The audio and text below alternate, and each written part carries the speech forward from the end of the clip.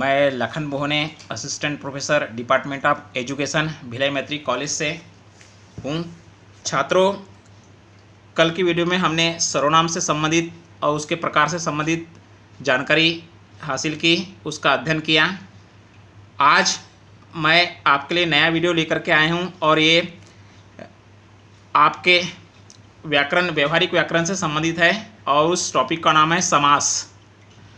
तो छात्रों, आज समास के बारे में विस्तार से अध्ययन करते हैं। आपको बता दूं कि ये आपके परीक्षा के लिए तो उपयोगी है ही, लेकिन साथ ही साथ ये आपके सामान्य ज्ञान में भी इससे संबंधित सवाल पूछे जाते हैं जो आपके लिए बहुत ही इम्पोर्टेंट हैं। तो आप इसको, मेरी इस वीडियो को ध्यानपूर्वक आप सुनेंगे और देख करके समझने का प्रयास करेंगे, आपके लिए बहुत ही फायदेमंद रहेगा। तो पहले हम समास क्या है? समास का अर्थ ही है संक्षिप्त करना अर्थात छोटा करना। समास का अर्थ ही संक्षिप्त करना अर्थात छोटा करना। जैसे देखिए, यहाँ पे एक उदाहरण मैं आपके सामने दे रहा हूँ, उस उदाहरण को आप ध्यान से देखेंगे और समझने का प्रयास करेंगे। पहला उदाहरण है, उस कमल जैसे नैनों वालों को बुलाओ। उस कमल जैसे नैनों वाले को बुलाओ। और दूसरा है, उस कमल नयन को बुलाओ। ये दोनों उदाहरण है, दोनों एक वाक्य है और दोनों वाक्य थोड़ा सा डिफरेंस है। आपको इसको ध्यान से देखिए और देख करके समझने का प्रयास कीजिए और इसी के आधार पे आप समास को परिभाषित कर सकते हैं। जैसे आप देखिए, कमल जैसे नैने वाले को बिना उसका अर्थ बिगाड़े संक्षिप्त कर दिया गया है। संक्षिप्त करने की इस विधि को समास कहते हैं। आप देखिए यहाँ पे कमल नयन एक संक्षिप्त पद है और इसे ही समास की भाषा में समस्त पद कहते हैं। इसी को हम समास की भाषा में समस्त पद कहते हैं। यदि समस्त पद को तोड़कर फिर से कमल जैसे नैनों वाले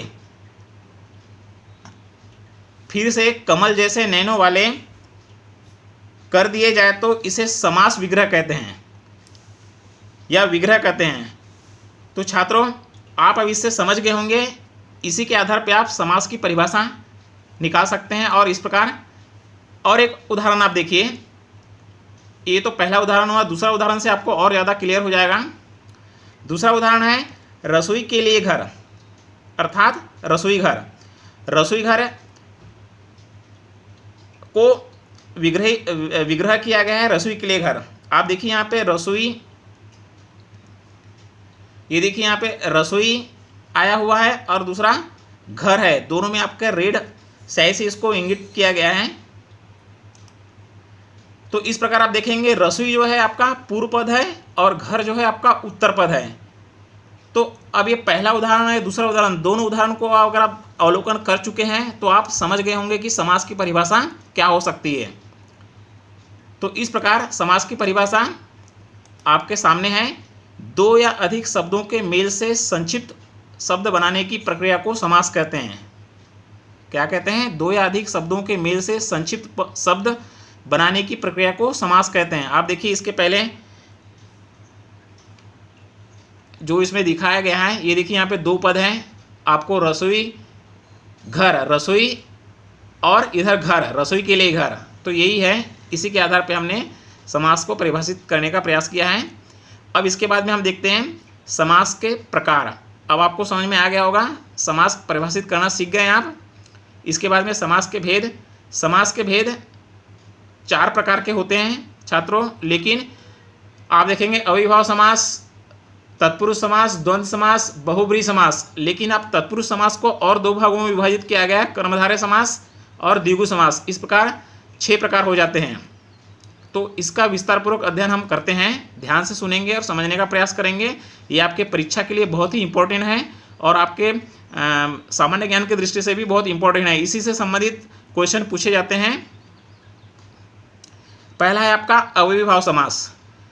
जिस समास में पूर्व पद प्रधान हो और अव्यय हो उसे अव्ययीभाव समास कहते हैं। जैसे यथाशक्ति, शक्ति के अनुसार।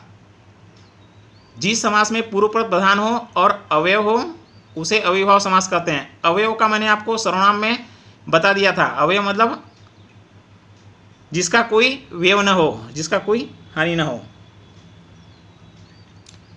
दूसरा है आपका तत्पुरुष समास। अविभाव समास के और भी आप उदाहरण दे सकते हैं, जैसे यहाँ पे यथाशक्ति, शक्ति के अनुसार दिया हुआ है। उसी प्रकार आप आजीवन, जीवन भर, प्रतिक्षण, हर क्षण, ऐसा अनेक आप उदाहरण दे करके उसे विग्रह कर सकते हैं, बशर्त आपको परिभाषित करना आना चाहिए। दूसरा है आपका तत्पुरुष समास। इसमें दूसरा पद प्रधान होता है। इसे बनाते समय शब्दों के बीच के कारक चिन्ह हटा दिए जाते हैं, उसे हम तत्पुरुष समास कहते हैं। जैसे पूजा घर, पूजा के लिए घर। आप देखिए, पूजा घर, पूजा के लिए घर। अब इसके तत्पुरुष समास के जो दो प्रकार हैं, और भी उसके प्रकार हैं, उसको मैं आपको बताऊंगा, उससे आपको और ज़्यादा स्पष्ट होगा और आपको उसको विग्रह करना बहुत आसानी से आ जाएगा। इसके बाद देखिए छात्रों, हम तत्पुरुष समास के भेद देख रहे हैं। ये आपको कई बुकों में मिलेगा नहीं, लेकिन ये अलग ही है। तत्पुरुष समास के 6 भेद बताए गए हैं कारक चिन्ह विभक्ति के लोप के आधार पर। तत्पुरुष समास के 6 भेद होते हैं। हम जो विभक्ति लोप होता है, विभक्ति आप लोग पढ़े होंगे 9वीं 10वीं में, आप देखेंगे 6वीं से लेकर के 9वीं 10वीं में आपको कर्ता ने कर्म को करण से, संप्रदान के लिए अपादान से, संबंध काके की, अधिकरण में पर, संबोधन हे अरे अहो अजी, ये हमने पढ़े हैं, आज भी हमें याद है। ये वही है। विभक्ति लोप के अनुसार तत्पुरुष समास को 6 भागों में बांटा गया है। पहला है आपका कर्म तत्पुरुष। पहला है आपका कर्म तत्पुरुष। इसमें क्या होता है, इस तत्पुरुष में कर्म की विभक्ति को का लोप हो जाता है। आप देखिए यहाँ पे रेड से दिया हुआ है, कर्म की विभक्ति को का लोप हो जाता है। जैसे यथा यश प्राप्त, यश को प्राप्त। आप देखिए यहाँ जैसे इसका उदाहरण दिया है, यश प्राप्त, यश को प्राप्त। तो यहाँ पे ये जो यश प्राप्त है, यश प्राप्त जो समस्त पद है, यहाँ पे को का लोप हो चुका है। ये है आपका कर्म तत्पुरुष। तो कर्ता ने कर्म को, तो यहाँ पे देखिए विभक्ति को आया। ठीक उसी प्रकार करण तत्पुरुष विभक्ति, यहाँ करण तत्पुरुष में क्या आ गया, इसमें विभक्ति से आता है, विभक्ति से का लोप हो जाता है। कर्ता ने कर्म को करण से, याद कीजिए करण से, तो ये से है, से का लोप हो जाएगा। आपके सामने उदाहरण है मन चाहा, मन से चाहा हुआ। इसका अगर हम विग्रह करेंगे मन चाहा का, तो मन से चाहा हुआ आ गया। उसी प्रकार आप यहाँ पे हस्त लिखित, हस्त से लिखित, ईश्वर दत्त, ईश्वर द्वारा दिया हुआ इत्यादि भी आप विग्रह कर सकते हैं। और भी ढेर सारे शब्दों का आप विग्रह कर सकते हैं। तो यहाँ से का, यहाँ पे देखिए मन चाहा में से का लोप हो गया है, उसका विग्रह करने पे यहाँ पे से आ रहा है। इस प्रकार तीसरा है आपका संप्रदान तत्पुरुष। इस तत्पुरुष में संप्रदान कारक की विभक्ति के लिए, आप देखिए यहाँ पे के लिए जो है, ये के लिए का लोप हो गया है। और इस प्रकार इसका उदाहरण है यज्ञ भूमि, यज्ञ के लिए भूमि। तो यज्ञ भूमि में के लिए का लोप हो गया है और उसका विग्रह इस प्रकार यज्ञ के लिए भूमि आ जाएगा। इस प्रकार अपादान तत्पुरुष अगला है। इस तत्पुरुष में अपादान कारक की विभक्ति से, यहाँ पे देखिए यहाँ पे भी से आया है। अपादान से मतलब ये यहाँ पे जो से आया है अलग होने के भाव को दर्शा रहा है। ये यहाँ पे जो से आया है ये दिख रहा है आपको, ये अलग होने के भाव को दर्शा रहा है और अलग होने के भाव के हिसाब से ये लोप हो जाता है। जैसे बंधन मुक्त, नाम से स्पष्ट है, समस्पष्ट बंधन मुक्त मतलब बंधन से मुक्त। तो यहाँ पे अलग होने के भाव से यहाँ पे से आया गया है। तो ये दोनों का अलग अलग अर्थ होता है। इसके बाद संबंध तत्पुरुष। संबंध तत्पुरुष समास के कारक की विभक्ति का, के, की या का, की, के का लोप हो जाता है। फॉर एग्जाम्पल के लिए राजमहल, राजा का महल, राजमहल, राजा का महल। सूर्यपुत्र, सूर्य का पुत्र आ सकता है। करोड़पति, करोड़ों का पति। राजा रानी आप लिख सकते हैं, राजा रानी का, राजा की रानी इत्यादि आप बना सकते हैं। अब इसके बाद में अधिकरण तत्पुरुष। अधिकरण तत्पुरुष में, इस तत्पुरुष में अधिकरण कारक की विभक्ति में पर, आप देखिए यहाँ पे जो में पर दिख रहा है, में पर का लोप हो जाता है। और इस प्रकार उसका उदाहरण है गृह प्रवेश, गृह में प्रवेश। तो गृह प्रवेश में का लोप हो गया है और इस प्रकार उसकी विग्रह हुआ गृह में प्रवेश। उसी प्रकार घुड़सवार, इसका क्या आ जाएगा, घोड़े पर सवार। कई विद्यार्थी इसमें घोड़े में सवार लिखते हैं, जबकि ये पूर्णतः गलत है। अधिकांश घोड़े पर सवार होता है, घोड़े में सवार नहीं होता। इसके बाद में आ जाते हैं हम कर्मधारय कर्मधारय समास ये आपका तत्पुरुष समास के ही भाग है। तत्पुरुष समास को 2 भागों में बांटा गया है। ये तो अभी विभक्ति के आधार पर 6 प्रकार से बता दिया गया है। अब ये अन्य तत्पुरुष समास के अन्य भेद के आधार पर ये 2 प्रकार आते हैं, जिसमें कर्मधारय समास है। इसका परिभाषा है, जिस समास में पहला खंड विशेषण और दूसरा खंड विशेष्य हो अथवा पहला खंड उपमेय और दूसरा खंड उपमान हो, उसे कर्मधारय समास कहते हैं। आप लोगों को एक चीज़ बता दूं विद्यार्थी, विशेषण और विशेष्य, आप इसके लिए आपको विशेषण और विशेषण को आपको समझना पड़ेगा। आपको विशेषण क्या होता है? संज्ञा या सर्वनाम की विशेषता बताने वाले शब्द को हम विशेषण कहते हैं। आपको याद होगा, संज्ञा या सर्वनाम की विशेषता बताने वाले शब्द को विशेषण कहते हैं। उसी प्रकार जिन शब्दों की विशेषता बताई जाती है उसे विशेष कहा जाता है। जिन शब्दों की विशेषता बताई जाती है उसे विशेष कहा जाता है। फॉर एग्जाम्पल, इसके लिए आपको अलग से उसको पूरा समझना होगा, क्योंकि विशेषण एक सेपरेट प्रकरण है जिसमें आपको पूरे गुणवाचक विशेषण बहुत सारे ऐसे हैं जिसको आपको समझना पड़ेगा। यहाँ पे फिर भी मैं समझाने का प्रयास करूँगा। जैसे फॉर एग्जाम्पल चंद्रमुख, यहाँ देखिए आपके सामने चंद्रमुख है। चंद्रमुख का क्या होगा? चंद्रमा जैसा मुख। अर्थात यहाँ पे क्या बता रहा है? देखिए, संज्ञा या सर्वनाम की विशेषता बताने वाले शब्द को विशेषण कहते हैं। तो यहाँ पे आपका विशेषण का कौन सा गुण आया? चंद्रमुख मतलब चंद्रमा जैसा मुख। तो यहाँ पे गुणवाचक विशेषण की बात हो रही है, मतलब मुख जो है चंद्रमा जैसा, सुंदरता मतलब सुंदरता की बात हो रही है। यहाँ पे चंद्रमुख को चंद्रमा जैसा मुख मतलब वह मुख जो चंद्रमा के समान हो, यहाँ यह बात नहीं, मतलब गुणवाचक विशेषता की बात हो रही है। उसी प्रकार आप कमल मुख, कमल जैसा मुख आप बना सकते हैं। नील गगन, नीला गगन, यहाँ रंगों की विशेषता बताई जा रही है। अब दूसरा आपका द्विगु समास। द्विगु समास क्या है? जहाँ पहला पद संख्यावाचक हो और समस्त पद समूहवाचक बन जाए उसे द्विगु समास कहते हैं।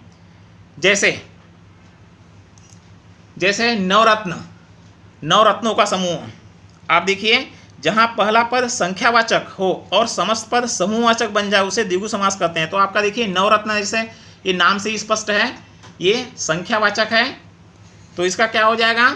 नवरत्नों का समूह, नवरत्नों का समूह। उसी प्रकार चौमासा, जैसे ये संख्यावाचक ऑलरेडी है, नाम से स्पष्ट हो रहा है, तो उसका 4 मासों का समूह। इस प्रकार आप इसका विग्रह कर सकते हैं। तो समूह आ गया, मतलब यहाँ पर समूहवाचक बन गया ये। इसके बाद में द्वंद्व समास। जिस समास में दोनों पद समान या प्रधान होते हैं उसे द्वंद्व समास कहते हैं। ये तो स्पष्ट है, ये बहुत ही आसानी से इसको समझा भी जा सकता है। यहाँ पे जैसे देखिए रात दिन, रात और दिन, यहाँ पे आप इसमें एक देखेंगे रात और दिन दोनों प्रधान पद है। समास होने पर बीच के योजक और का लोप हो गया है। आप देखिए यहाँ पे रात और दिन ये दोनों प्रधान है। जैसे सुख दुख, माता पिता, ये सब प्रधान होते हैं, लेकिन यहाँ पे बीच में जो योजक चिन्ह इसकी पहचान है, यहाँ यही है इसका, जहाँ यहाँ पे और का लोप हो गया है। इसका विग्रह होने पर रात और दिन आ गया है। बहुब्रीहि समास। इसके बाद हम देखते हैं बहुब्रीहि समास। जिस समास में दोनों पद किसी तीसरे अर्थ की ओर संकेत करते हैं उसे बहुब्रीहि समास कहते हैं। ध्यान से सुनिए, जिस समास में दोनों पद किसी तीसरे अर्थ की ओर संकेत करते हैं उसे बहुब्रीहि समास कहते हैं। जैसे चक्रधर, चक्र को धारण करने वाला अर्थात कृष्ण। चक्रधर अर्थात चक्र को धारण करने वाला अर्थात कृष्ण। आपकी परिभाषा स्पष्ट हो रही है। यहाँ आप देखेंगे न चक्र प्रमुख है और न धर प्रमुख है। यहाँ देखिए, यहाँ पे ना ये चक्र प्रमुख है और न धर प्रमुख है। न ही चक्र धारण करने वाला कोई व्यक्ति और न ही चक्र धारण करने वाला कोई व्यक्ति, अर्थात यहाँ पर भगवान कृष्ण की ओर संकेत किया जा रहा है। इसलिए यहाँ पे स्पष्ट लिखा है विग्रह चक्र को धारण करने वाला अर्थात कृष्ण। यहाँ पे कृष्ण भगवान की ओर इशारा किया जा रहा है। तो इस प्रकार जिस समास में दोनों पद किसी तीसरे अर्थ की ओर संकेत करते हैं उसे बहुब्रीहि समास करते हैं। तो ये दोनों पद प्रधान होकर के भी ये तीसरे अर्थ की ओर संकेत कर रहे हैं जो श्री कृष्ण को दर्शाया गया है।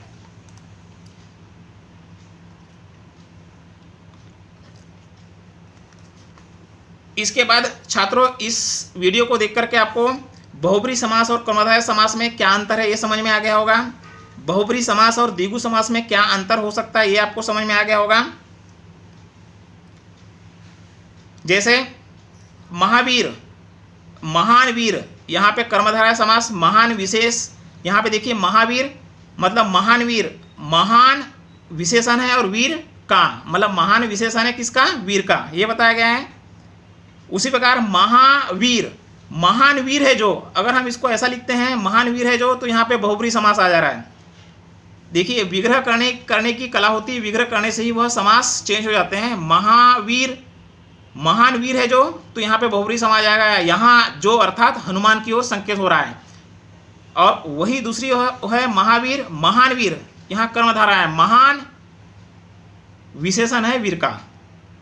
उसी प्रकार बहुब्री और द्विगु समास में भी आप अंतर समझ गए होंगे। तो आशा करता हूँ यह वीडियो आपके लिए काफ़ी लाभप्रद हुआ होगा। तो जल्दी से जल्दी इसको लाइक कर दीजिए और सब्सक्राइब कर दीजिए, क्योंकि सब्सक्राइब करेंगे तो आपको मेरी वीडियो और मिलते रहेंगे। आपका दिन शुभ हो। धन्यवाद।